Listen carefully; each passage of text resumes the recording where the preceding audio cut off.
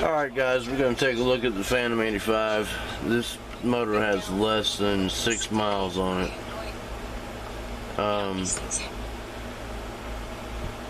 Here's the top end to it. I don't know if you can see that or not.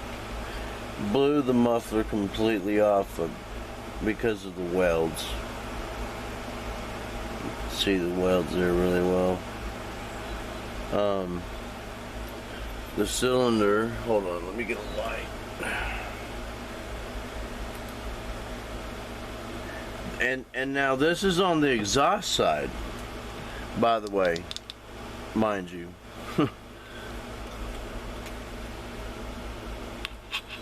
I don't know if you can see those gouges in there really well or not. I can't tell.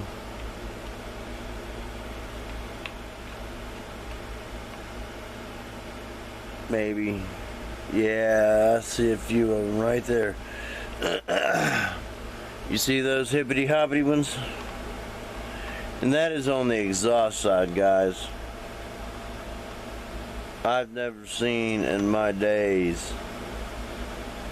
Hopefully we can focus in on that side too. But 11 miles? I mean, come on.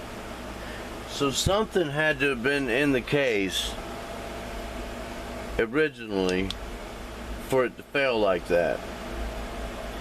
And the reason why I say that is, if you look here, here's my wrist pin. It's all in good shape. It's my wrist pin bearing. It's in very, very good shape. Very good shape. I mean, it's ready to rock and roll. Here's the wrist pin. You see the little bit of wear, but there's no bluing on it. It's nice and straight. It's not warped. That's a good wrist pin, and it will be used again. I've got a story to tell you. This, gentlemen, are the 52 millimeter rings that I pulled out. Now, when I pulled out the top ring, it was seized inside. In which, yes, I've already sanded and polished these back because they're going back in another motor. I have plan C, D, and E going on. I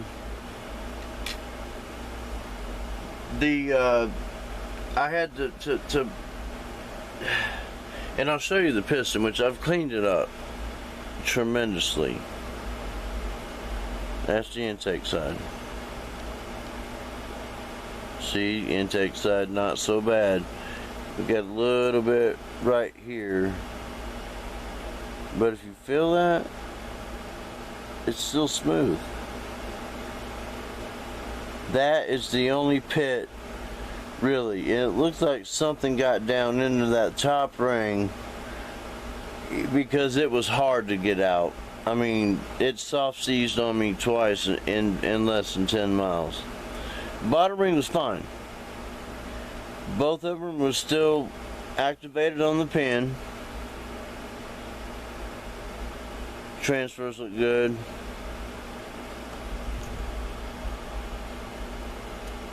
Bear with me, guys. This is the first time I'm trying this.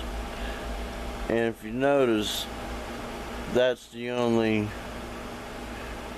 I think it'll run still.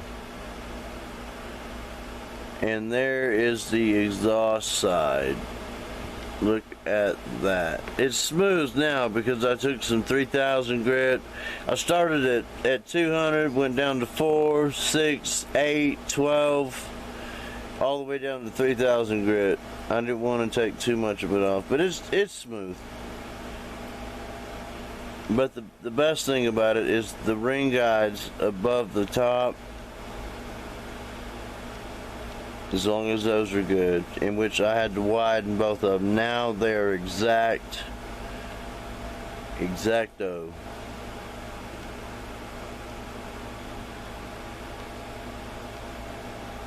So, just saying, I still got my clips.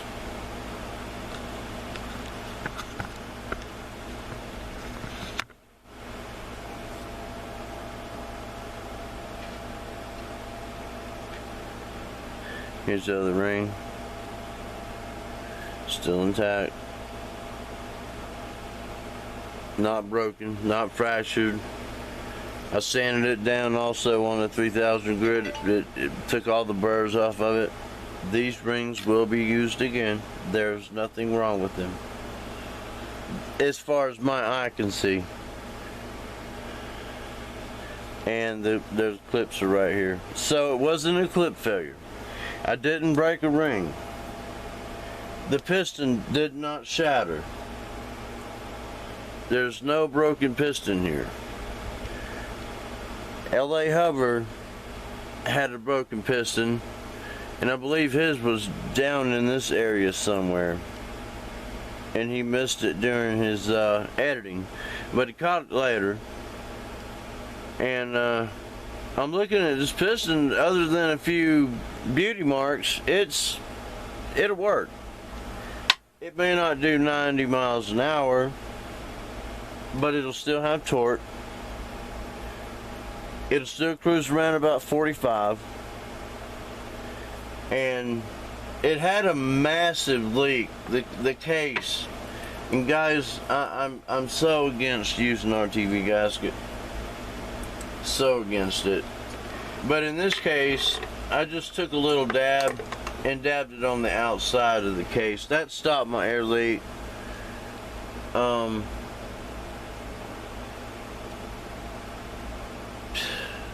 I just look at how bad, how off the gasket is right here.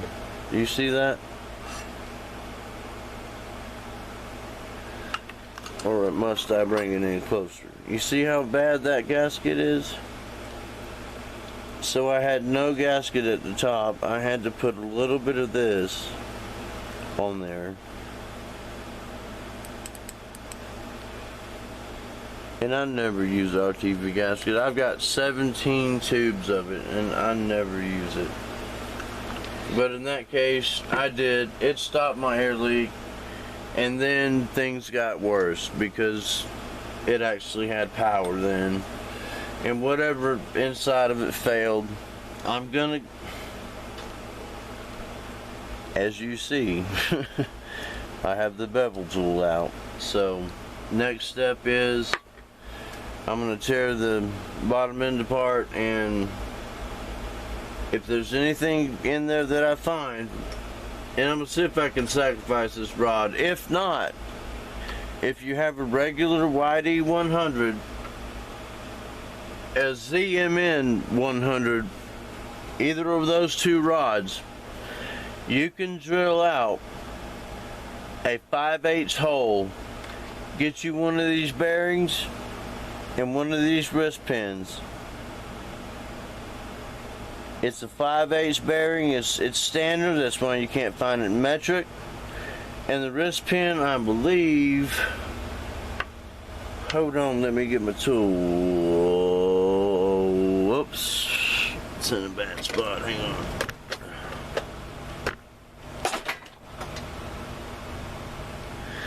Really bad spot. I don't even see it. Hang on, guys. My other project just tipped over. Aha! Found it.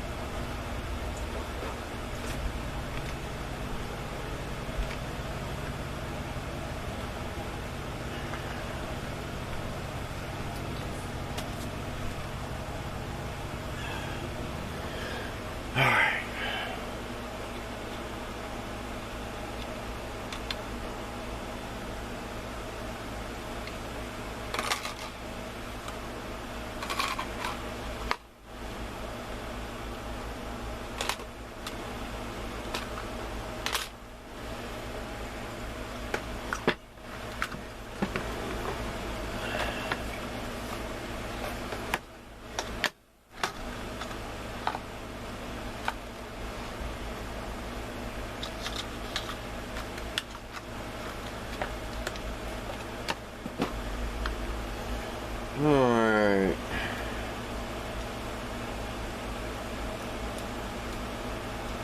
She is zeroed.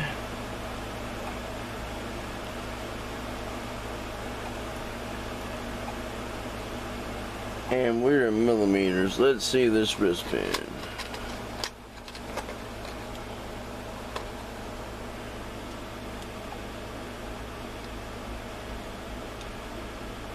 It is a 12 millimeter wristband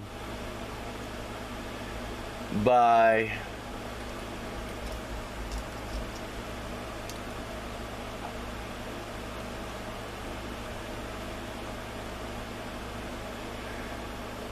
$34.86. You seeing that? 34.86, 87. So 35 millimeter, shave it to your liking.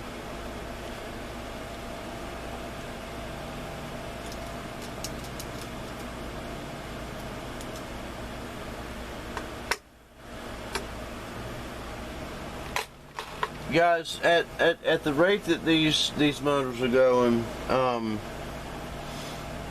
it's beneficial to have somebody help you out as far as the measurements and how they got this. The jugs are unique. I really like the way that the jugs are ported, but when you don't have a motor run, you know, you don't get to enjoy the jug. And I'm really disappointed in my buy. Your story may be different. I'm afraid there was something foreign object in that case, and I'm calling it that because it was vibrating from the start. I mean, it vibrated the freaking exhaust off. To begin with, it vibrated my tank off twice. I had to double bolt everything. As you see here, this stud, it's fixing to come out, but everything was double bolting on this, and some of my hardware still, it was all loctided, and I had hardware falling off. The muffler, I lost it about 35 miles an hour, and didn't notice it until it was spitting oil. It got louder, and it was spitting hot oil all over my leg. So I shot a Yui and went around, and yep, sure enough, there it was laying on the road. So I have yet to get any data on this motor. The YD100 though, it's running really good. I took the Bowfang carburetor off of this and stuck it on the YD100, and it's running really good. Getting about 33 out of it now. 22, 3-ish up hills, up steep hills. It's cruising and maintaining right at 28, 29, 30. Somewhere, you know, it's coming along. It still needs to be ridden a little bit and broke in, and but I'm getting far better numbers out of it than I am this. And that's with the cheap $24 jug. Remember my $44 original jug that came with it, that I was getting 43.8. I got 43 on my first run and adjusted the carburetor, needle jetted it down to 72, and then I got 48 mile an hour out of it. Going downhill, of course, but it still counts. On the flat, I'm running about 42, you know, out of that jug. And it didn't take too long to get there. You know, my 0 to 30 was right at, I almost want to say like 9 seconds, 11 seconds, something like that. But after that, it hit its power band and boom. And it also didn't shake the teeth out of you. But anyway, guys, here's our famous Phantom 85. So, new plan. The Whitey 100 bottom seems how it has. Oh, I'll finish telling you this in just a second. Since the Whitey 100 bottom has proven to be a good bottom end, it took me forever to get bicycleengines.net to send me anything. So at first they sent me a little white box. So let's look in the little white box and see what's in there. That'll solve my problem. It's a new carburetor.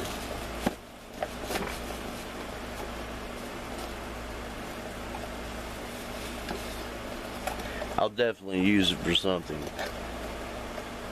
I've got big bottom ends down around here. Alright, then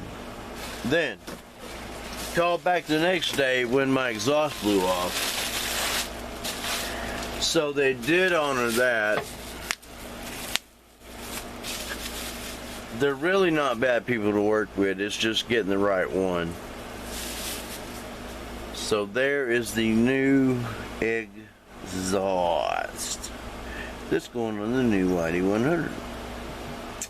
So the other day when I pulled the cylinder off and realized it was trash, I called back, third time's a charm, tested my luck, and they're sending me a new cylinder.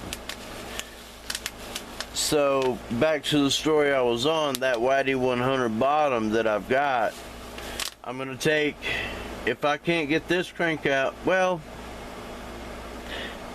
I think I'm gonna take a 5/8 drill bit and just drill this hole out in that crank. That should be the same crank. As a matter of fact, it is the same crank. It's the ZMN 100.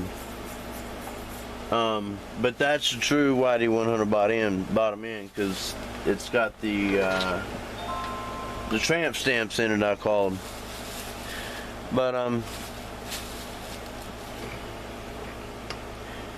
still gonna pull this apart. See, this, when I first got it, see how loose that is?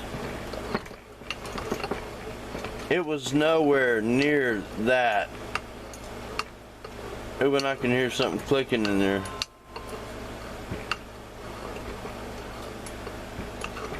You hear that?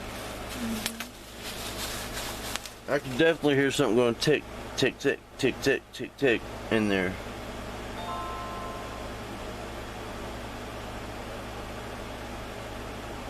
Huh. Dilemma 3. Alright, well, so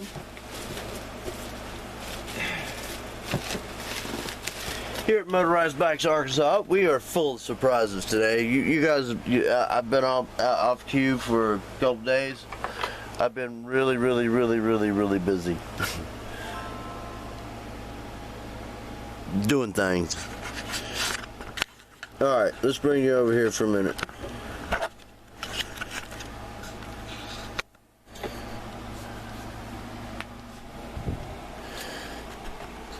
There we go. There it is.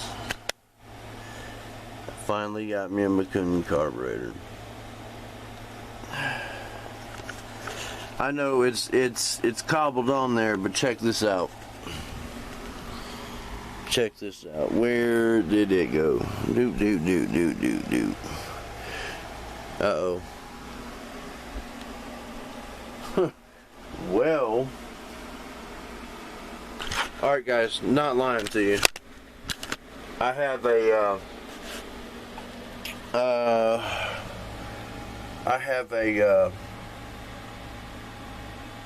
manifold. Anyway, see, it's a Makuni. I'm proud, guys. I'm a broke guy. You gotta understand. When I get new toys, I like to share them with everybody else. And you know, hopefully people can live vicariously through me. You know, I really enjoyed doing it. There's a guy that I started watching a long time ago. He knows who he is. I've already mentioned him several times, and you know, it was the coolest thing because he was going to get budget bikes and budget motors and making them happen. Now he's changed a little bit, and so I know he's out there somewhere. He's the one that got me into it, but I've changed too. I've evolved. Look at me with Mikuni carburetors and high compression heads, and that 80cc motor over there on that bike is a little beast. It's a beast.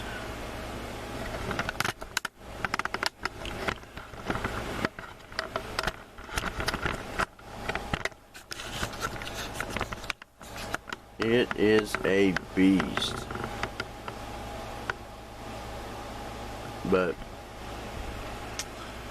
anyway, back on the Phantom 85, I'm just trying to do the best I can, guys. I'm on an extremely tight budget, and when I find a $74 Kent bike that I have a motor for that I think I can do a few things to, yeah, I'm down with it.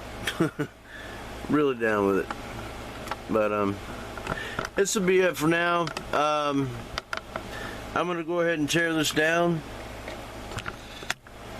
and probably post a video on that too. I just, if I tear something up, I'm gonna be cussing, and it ain't gonna be good. So maybe next time I'll film the next one. So peace out, you guys. Man, many shout outs and prayers to each and every one of y'all.